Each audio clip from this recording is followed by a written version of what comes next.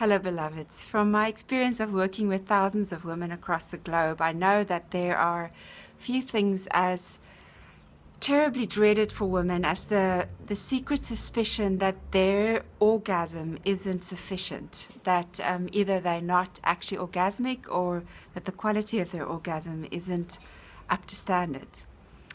And I really want to reassure you with three very easy steps that I would give as a guideline to any woman who's sitting with this fear. The first one is simply just to say, you are not a racehorse. And what I mean by that is that, we have grown up in our culture with basically an outdated masculine model of sexuality, which is oriented towards sexual performance. And so we find ourselves still in this modern day living our sexuality as though we somehow have to perform for our partners or even have to perform for ourselves to convince ourselves that we are somehow normal or acceptable. We push ourselves to great extremes of tension in order to have this mysterious experience of orgasm that the tabloid magazines tell us is so important for us to have in order to show that we are real sexual women. Well, women, I just want to tell you, the best thing you can do to open to the body of bliss that is inherent in you is to relax. You do not have to be a racehorse. Just be yourself. And then the second point that I would say is that our capacity to feel is our capacity to feel.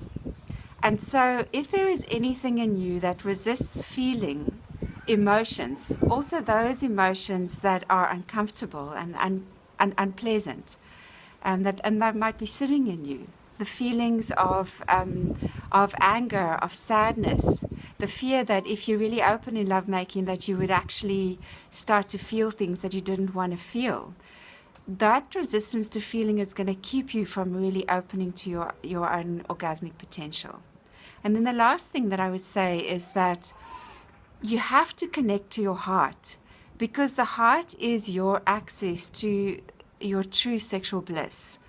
If we just try to run our sexual energy through our, I could say our pleasure body, then we end up running basically on dopamine, which is very much like cocaine in our bodies, in that it creates a quick high, a sense of excitement, that kind of orgasmic height.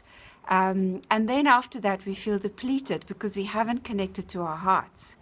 When our lovemaking is connected to our hearts, we are more likely to actually connect to the experience of oxytocin running through our bodies, which is a deep, deep sense of bonding and a profound experience of bliss that pervades our bodies. And then we start to open to a different quality of orgasm, which is not just a once-off moment.